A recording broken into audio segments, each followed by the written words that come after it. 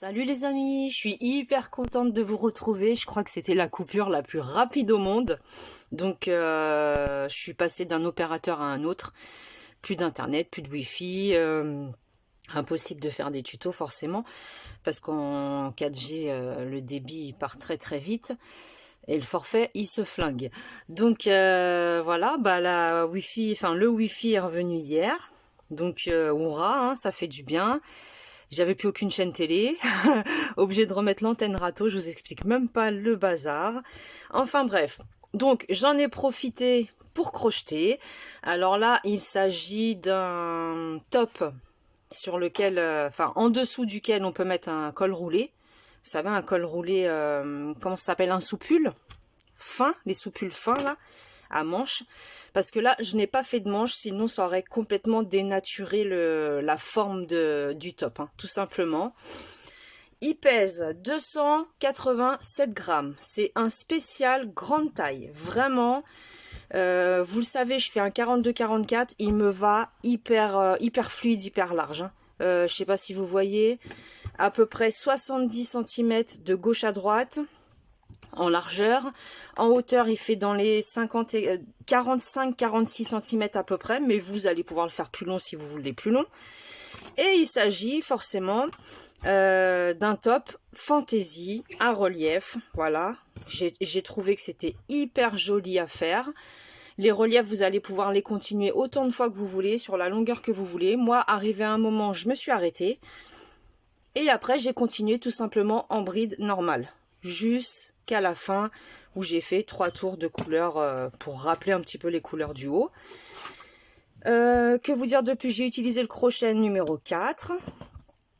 Donc c'est parti, je vais vous montrer comment j'ai fait. C'est super facile, tout le monde peut le faire. Tant que vous suivez bien les instructions, vous allez voir, vous allez vraiment bien vous en sortir. Pour la taille, c'est toujours pareil. En fait, à chaque fois, j'ai fait une augmentation sur la dernière maille avant de faire la bride en relief. Donc plus vous allez faire des tours avec une augmentation sur la dernière maille, plus ça va être large. Tout simplement. Donc c'est parti, je vous montre comment on va faire. Je vais essayer de vous le montrer comme ceci, pour que vous voyez bien ce que ça donne. Voilà, hyper large. Donc mon fil, je l'ai perdu, il est là. C'est parti, je suis vraiment contente de vous retrouver, vous m'avez manqué. Alors, crochet numéro 4, je vais redescendre la caméra, enfin le téléphone. Donc il faut savoir qu'il faut un multiple de 3 pour commencer. Vous allez faire une maille chaînette pour le cou qui fasse un multiple de 3. Moi, pour ma part, j'ai fait 72 mailles chaînettes. Vous allez décider à peu près du tour de cou que vous allez avoir besoin. Et vous voyez, il est quand même pas mal grand le tour de cou. Je l'ai laissé tel quel. J'ai pas du tout fait de finition au niveau du cou. Il est nature. Donc c'est parti, on va faire un petit multiple de 3 pour l'échantillon. Vous allez faire le multiple dont vous allez avoir besoin. Donc 1, 2, 3. Premier.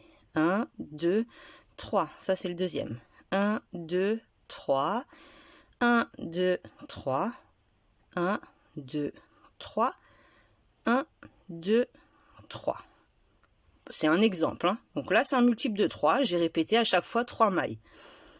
On va venir fermer dans la première, ici, en faisant la maille coulée, comme d'habitude. Là, nous allons commencer par faire 3 mailles en l'air, équivalent à une première bride. Et dans chaque maille, on va venir faire une bride. C'est le rang de préparation.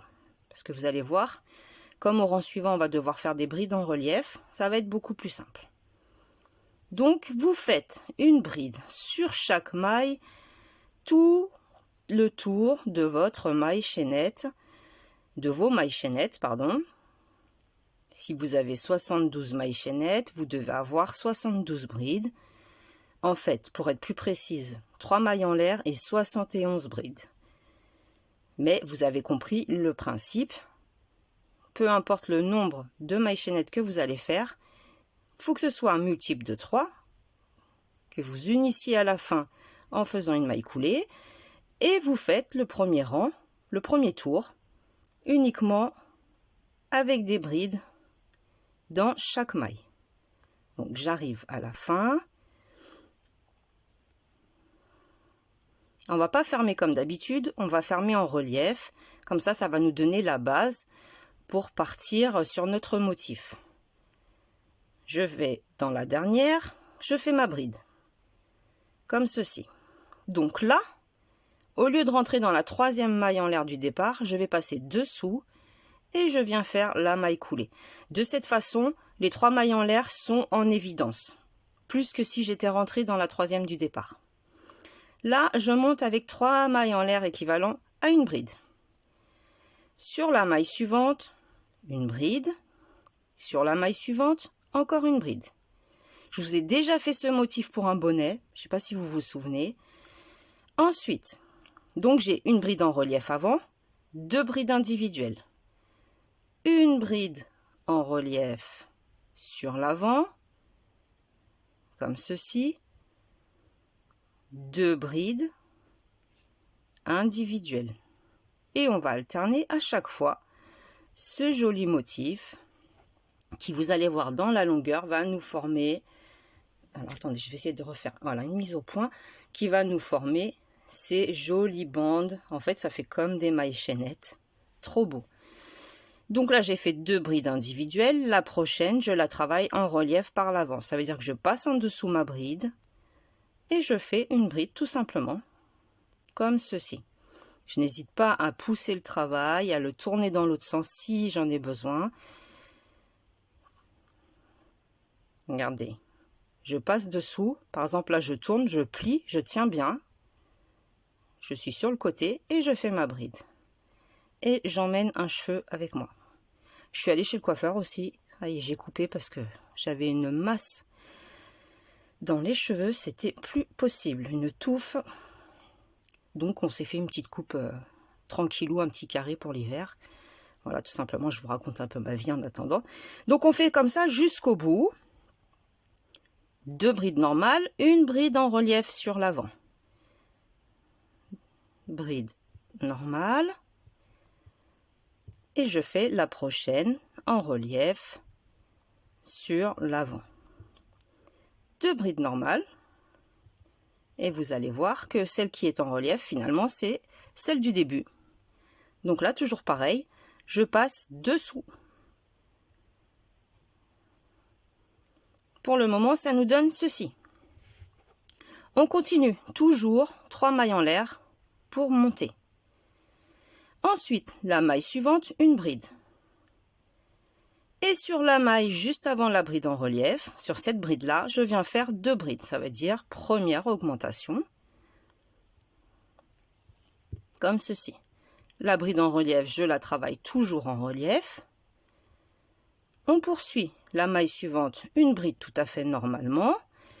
Et la maille suivante, ici on en a 2 entre chaque relief. Sur la deuxième, je fais mon augmentation, c'est-à-dire je fais 2 brides sur la même maille. Bride en relief, ça ne change pas et ça ne changera jamais. Lorsque vous aurez une bride en relief, vous travaillerez une bride en relief. C'est uniquement entre brides en relief, entre chaque motif, que ça va changer. Une bride normale, sur la deuxième, je fais 2 brides, une augmentation, comme ceci. La bride en relief, je la travaille en relief, ainsi de suite. Sur la deuxième, ça sera toujours sur la dernière en fait. Ça sera toujours sur celle avant la bride en relief, celle qui précède. Ça sera toujours sur celle-là que l'on fera l'augmentation. Comme ça, on sera toujours, comment expliquer, bien droit, bien symétrique. Donc une bride normale, la suivante, j'en fais 2 dessus. C'est celle qui se trouve juste avant ma bride en relief qui est ici. Comme ceci. Une bride normale et sur la dernière, avant la troisième maille, avant les mailles en l'air, toujours pareil, je fais l'augmentation. Et je termine toujours de la même façon, je rentre dessous, je passe vraiment en dessous pour faire la maille coulée. Pour le moment, ça nous donne ceci. Je vous montre encore un rang, vous allez vite comprendre. 3 mailles en l'air, la maille suivante, une bride normale, la maille suivante, toujours une bride normale. Et sur la dernière, avant la bride en relief qui est ici, c'est là que je fais mon augmentation. Et au fur et à mesure, ça va agrandir votre travail forcément. Sur chaque bride en relief, vous faites une bride en relief. Ensuite, une bride normale. De nouveau, une bride tout à fait normale. Et sur la troisième, cette fois-ci, le rang d'avant c'était la deuxième, là ça sera la troisième. Le rang d'après, ça sera sur la quatrième. On en fait 2. C'est comme ça que l'on augmente à chaque rang. Chaque tour, pardon. Parce que là, on travaille en circulaire, en rond. Une bride, 2 brides, et sur la dernière, je fais mon augmentation. Vous pouvez pas vous tromper, vous allez faire l'augmentation toujours sur la maille qui précède, la bride qui précède la bride en relief. Toujours. Continue. Donc on va continuer ainsi jusqu'à obtenir une largeur qui nous correspond. Pour ma part, je suis allée jusqu'à 10 brides entre bride en relief et bride en relief. Donc là, nous sommes à 4. 1, 2 et l'augmentation, ça nous en fait 4. Moi, pour mon pull, mon top, je suis allée jusqu'à 10. Donc c'est vous maintenant qui allez décider combien de tours vous allez faire, combien de brides vous allez avoir besoin en augmentation pour vous sentir à l'aise. Je fais la bride en relief et là j'arrive sur le dernier, la dernière partie, donc 1, 2 brides normales et sur la dernière j'en fais 2, toujours pareil. Je termine toujours par passer en dessous les 3 mailles en l'air du départ, comme ceci. Donc pour le moment, ça nous donne ceci. Forcément c'est petit, c'est un échantillon. Donc moi je vous disais, je suis allée jusqu'à 10 brides. 1, 2, 3, 4, 5, 6, 7, 8, 9, 10. D'accord? Ensuite, une fois que j'avais le nombre d'augmentation nécessaire, où je me suis dit c'est bon, c'est assez large. Alors, par exemple, si je me suis arrêtée à 10 brides avant de faire les manches, j'ai partagé en 2, j'ai compté par exemple le nombre, là, comment vous expliquer? J'ai laissé 5 espaces entre, on va compter les espaces entre bride en relief et bride en relief. Donc 1, 2, 3, 4, 5. Pareil de l'autre côté. Donc vous allez faire exactement pareil. Vous n'êtes pas obligé d'en faire 5, vous pouvez en faire 6, 7, 3, 4, c'est vous qui allez décider. Mais il faut que ce soit vraiment équitable de chaque côté. Alors, comment on va faire maintenant? Là, je suis ici. Je vais compter au total pour que ce soit vraiment pareil de chaque côté. Là, pour l'exemple, j'ai fait que 4 brides entre chaque bride en relief.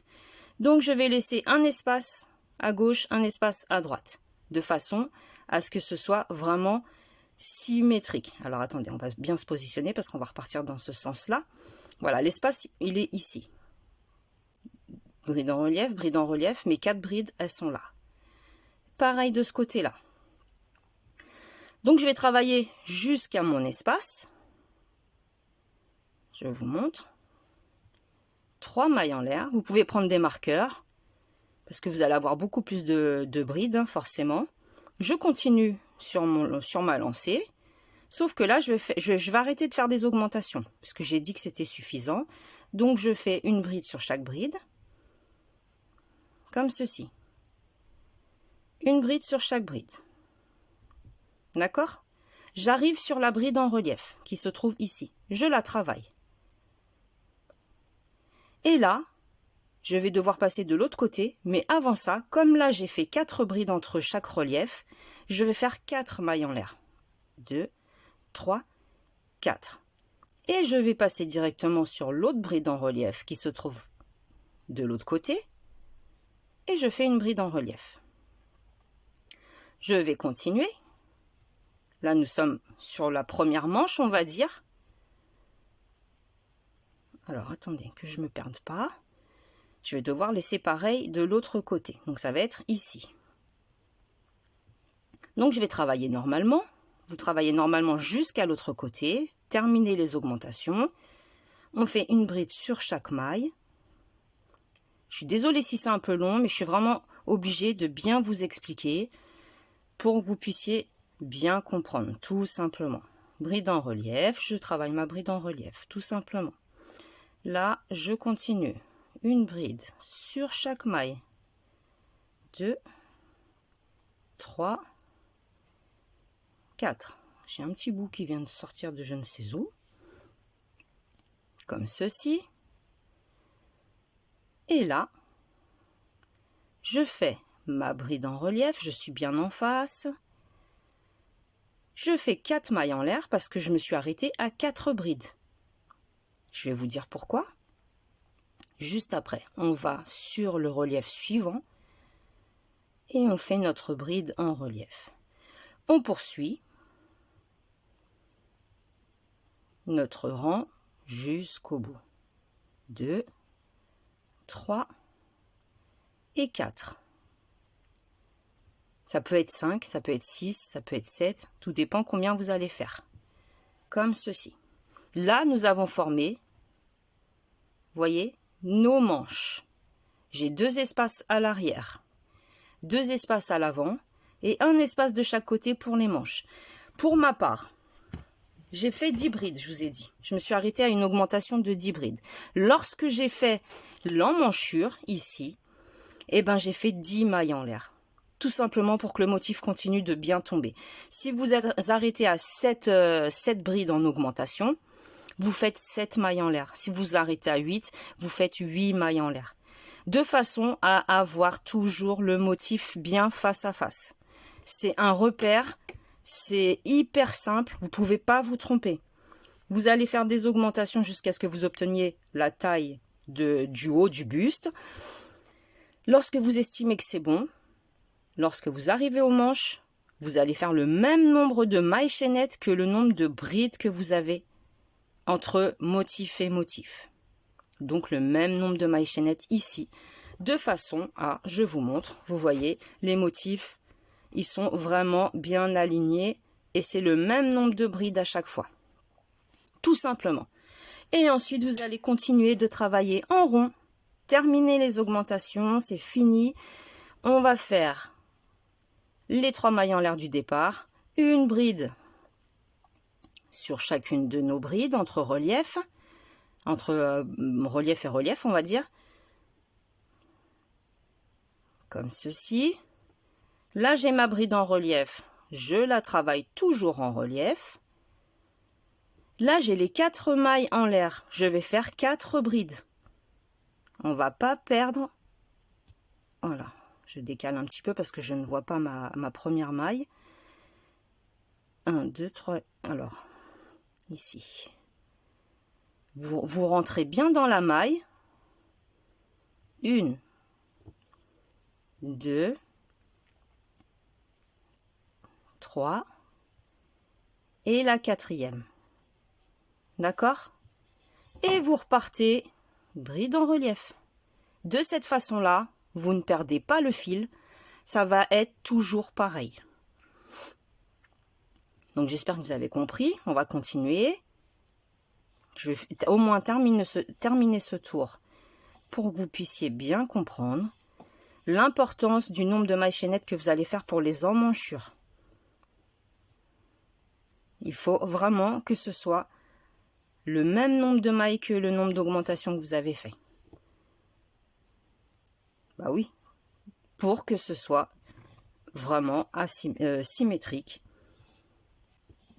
qu'on est pareil à gauche que à droite et qu'on se retrouve vraiment bien en face des brides en relief avant, des motifs. J'arrive de nouveau sur les 4 mailles en l'air. Sur chacune de mes mailles, je fais une bride. Si c'est 5, vous en faites 5. 6, vous en faites 6, et ainsi de suite. Moi, j'en ai fait 10. Pour avoir une largeur assez conséquente et être vraiment à l'aise. Voilà, la 4e. Et de cette manière-là, on poursuit le motif. Rien n'est dénaturé, il n'y a pas de démarcation. Ça, c'est super. Je déteste voir des démarcations lorsque je crochette. Je trouve ça vraiment pas joli. Donc là, je rentre dans dessous et je fais toujours la maille coulée comme d'habitude. Voilà ce que ça nous donne. On a les emmanchures ici. Là, forcément, c'est très petit. Hein, c'est un échantillon. On s'est arrêté à 4 brides en augmentation. Et puis le tour de maille chaînette du départ est très petit. Ensuite, vous allez travailler en rond, comme on vient de le faire, jusqu'au point où vous voulez arrêter les motifs, comme je vous ai expliqué en début de vidéo. Arrivé à un moment, moi j'ai arrêté les motifs et j'ai poursuivi uniquement avec des brides. Vous pouvez peut-être faire un motif sur 2 après. Ça peut faire joli aussi de descendre un motif sur 2. C'est vous qui allez décider. Et pour finir, bah, comme je vous disais, hein, c'est que des brides. Uniquement des brides, des brides. Alors, je vais vous montrer autre chose aussi. J'avais pas trop envie qu'on voie la démarcation. Donc, à chaque début de tour, j'ai fait 2 mailles en l'air et au même endroit, j'ai fait une bride. De façon à ce qu'on voit un peu moins la démarcation des brides. Je suis montée avec 2 mailles en l'air pour prendre de la hauteur et j'ai fait ma bride. Et au moment d'unir, quand j'ai fini mon tour, j'ai uni dans la bride, pas dans les mailles en l'air. Tout simplement. Donc voilà, j'espère que ce tuto vous aura plu. En attendant, moi je vous fais des gros bisous, prenez bien soin de vous. Et puis on se dit à très bientôt hein, du coup. Et je vous ai déjà dit, prenez bien soin de vous et n'hésitez pas à mettre un petit j'aime sur la vidéo si vous l'avez bien aimé. Si vous avez envie de faire des manches, rien ne vous empêche d'en faire également. Moi, j'avais pas du tout envie de dénaturer. D'ailleurs, j'ai un morceau de fil qui s'est coincé là. J'avais pas du tout envie de dénaturer la manche. Je trouve que ça fait hyper joli, un peu bouffante sur le haut. C'est mon côté vintage, ça, qui fait ça. Après, si vous voulez quelque chose de plus sobre, de plus classique, vous pouvez faire des manches et vous continuez uniquement en faisant le même motif sur les manches. Hein. C'est exactement pareil puisqu'on a continué à faire le même nombre de mailles. D'où l'importance de faire le même nombre de mailles chaînettes que le même nombre d'augmentations. Voilà. Bon, bah, je vous laisse cette fois-ci et je vous dis à la prochaine. Salut, salut!